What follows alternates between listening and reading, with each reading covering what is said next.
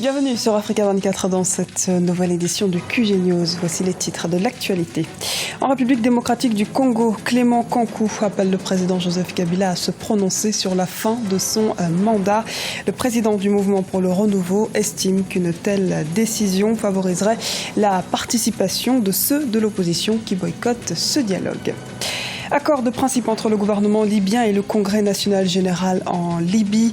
Il prévoirait la formation d'un comité de 10 personnes ainsi que la désignation d'un président et d'un vice-président par intérim. Le Sénégal vient de se doter d'un observatoire des droits de l'homme dans le secteur minier. Cet observatoire suivra de près les activités minières légales mais aussi toutes les extractions illégales du pays. En République démocratique du Congo, le mouvement pour le renouveau demande au président Joseph Kabila de se prononcer clairement sur la question de la fin de son mandat présidentiel. Le parti d'opposition justifie cette démarche afin de favoriser l'exclusivité au dialogue national. On fait le point tout de suite avec Graziella Tiakonte. Coup d'État constitutionnel, machination politique, mascarade.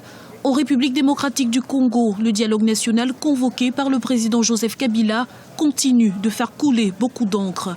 Dans une déclaration ce samedi 5 décembre à Kinshasa, Clément Kankou, président du mouvement pour le renouveau, demande au président congolais de se prononcer clairement sur la question de la fin de son mandat présidentiel pour inciter l'opposition politique à prendre part aux concertations. Le mouvement pour le renouveau est acquis à tout le monde de sortir de crise à travers le dialogue. Mais nous disons, donner toutes les chances à un dialogue constructif, se tenir compte des conditions que nous sommes en train de poser et que nous avons toujours posées, c'est-à-dire que le dialogue soit inclusif. Pour qu'il soit inclusif, le chef de l'État doit donner le gage de confiance à ceux qui redoutent de ce dialogue aujourd'hui. Mais selon certains observateurs, là n'est pas la question. La priorité doit être donnée à la préparation des prochaines échéances électorales, comme le prévoit la Constitution. La seule vraie question est celle de savoir, on organise les élections l'année prochaine dans le cadre du respect de la Constitution. Et si on respectait la Constitution, Kabila n'a aucun droit de se représenter. C'est-à-dire qu'on est en train de tourner autour du pot en RD Congo. Il fallait préparer les moyens d'organiser cette élection-là. La RD Congo a refusé de se donner les moyens, sans doute parce que certains membres de la majorité présidentielle ont intérêt justement à ce que on continue dans le flou comme ça et qu'il y ait ce glissement pour prolonger Kabila. Mais les mouvements d'opposition n'entendent pas se laisser faire. Multipliant les conventions, ils peaufinent des contre-stratégies. Côté gouvernement, on dénonce un procès d'intention et se donne rendez-vous au dialogue annoncé à Kinshasa. Officiellement, il sera question du fichier électoral, du calendrier électoral et du financement des élections. Noureddin Adam fait un nouveau acte de défiance. Le chef rebelle qui dirige le Fonds patriotique pour la renaissance de la Centrafrique, une des factions de l'ex-Séléka encore active dans le nord et l'est de la Centrafrique. Il a déclaré qu'il n'accepterait pas le déploiement de l'autorité dans l'État, dans la zone du moins qu'il contrôle. Le gouvernement de transition a appelé la population à ne pas céder à la peur. Les autorités ont par ailleurs qualifié ce dimanche 6 décembre le chef rebelle du FPRC d'ennemi public numéro 1. La Libye en passe de retrouver la paix. Dimanche 6 décembre, les deux parlements rivaux ont signé un accord initial pour mettre fin à la crise politique du pays. Cet accord a été signé à Tunis, en Tunisie, entre la Chambre des représentants, reconnue par la communauté internationale, et le Congrès national général islamiste. Les précisions d'Ibrahima Dioumaba. En Libye, un accord de paix initial a été signé entre les deux parlements rivaux. Dimanche 6 décembre 2015, Tunis, la capitale tunisienne, a accueilli des pourparlers de paix entre la Chambre des représentants, reconnue par la communauté internationale, et le Congrès national général islamiste. Selon les termes de l'accord, un comité sera formé pour décider de la mise sur pied d'un gouvernement dans 2 semaines. Il n'y a pas de solution de signer un papier à Tunis, même entre les deux parties qui sont rivales. Les dimensions de la crise libyenne, c'est un autre. Il y a les milices. C'est le premier obstacle de la paix et la stabilité de la Libye. Il y a en Libye actuellement 750 milices qui gouvernent la Libye.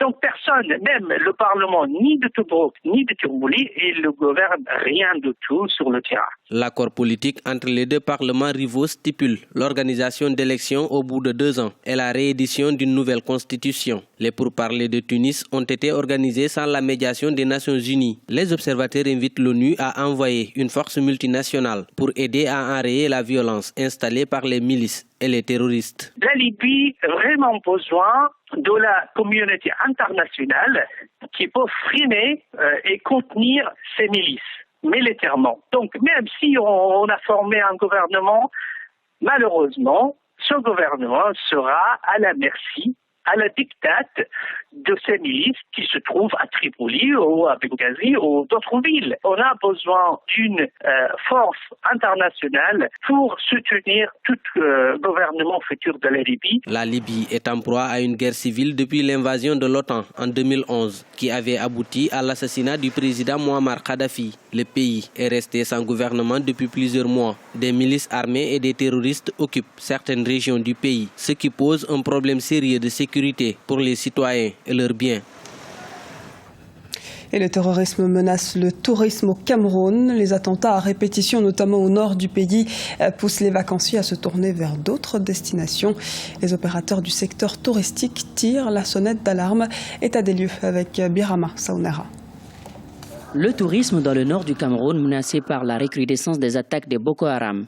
Alors que les autorités camerounaises tentent de contenir la menace posée par Boko Haram dans les régions du Grand Nord et du nord du pays, les retombées économiques des activités du groupe terroriste sont de plus en plus apparentes.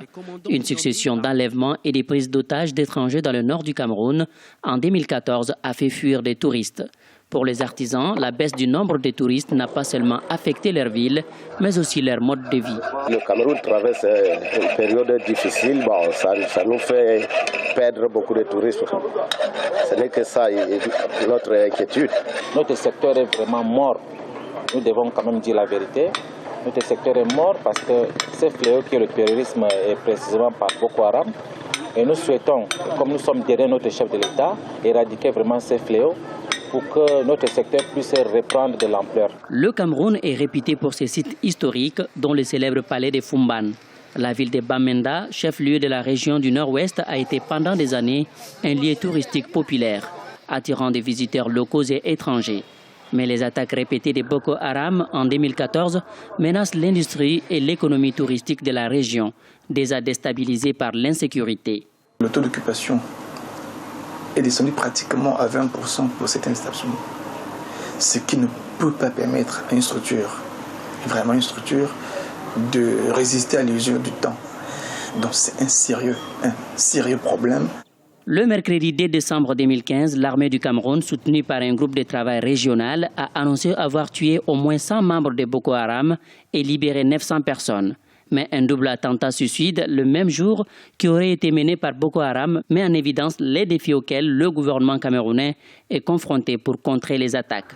Les opérateurs du secteur touristique de la région ont appelé le gouvernement à trouver une solution pour mettre fin à l'insurrection afin de sauver l'industrie du tourisme. Le Sénégal vient de se doter d'un nouvel outil, une première dans la sous-région avec la mise en place d'un observatoire des droits de l'homme dans le secteur minier. Le lancement de ce processus va permettre de veiller au respect des droits humains, de veiller à des questions environnementales, des questions d'hygiène et de sécurité, sans oublier la problématique du travail des enfants. Les précisions de Birama Saounera. Le Sénégal s'est doté d'un observatoire national des droits de l'homme dans le secteur minier.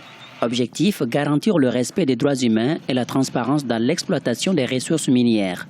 L'initiative vise aussi à prendre en charge les aspirations des populations locales dans les zones minières. À cela s'ajoute une meilleure rétribution des dividendes des ressources dans ce domaine. Les objectifs sont divers, mais il faut dire que l'objectif, le premier, c'est veiller à la mise en œuvre des principes directeurs des Nations Unies relatifs aux entreprises et aux droits de l'homme et les directives communautaires de la CEDEAO, contrairement à la vision minière africaine et aux dispositions légales nationales en matière de protection des droits humains.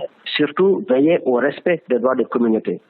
Accompagner donc bien entendu les populations pour la réparation des préjudices subis. La mise en place de cet observatoire a été proposée en novembre 2014. Pour les observateurs, cet outil va sans doute impacter de façon significative la gouvernance des ressources minières au Sénégal. Nous allons nous impliquer dans le cadre de la réforme du code minier, qui était d'abord un code essentiellement incitatif. Mais dans le cadre de cette réforme, nous allons intégrer l'approche droits humains et faire de sorte que des mécanismes également de prévention et de gestion de conflits soient développés. Nous allons également faciliter le dialogue entre les parties prenantes, mais également nous pensons que le secteur minier peut être un secteur qui, géré avec efficience, géré avec transparence, peut nous permettre de booster l'économie de ce pays-là. Les compagnies minières sont présentes dans l'observatoire, tout comme la société civile. Au total, 24 membres composent cet observatoire, parmi lesquels les ministères des Mines, de l'Environnement, de la Justice, de la Chambre des Mines, le Comité sénégalais des droits de l'homme. Ce journal a été réalisé par l'ensemble de la rédaction. Merci pour votre fidélité. Retrouvez dans un instant une nouvelle édition du QG News sur Africa 24.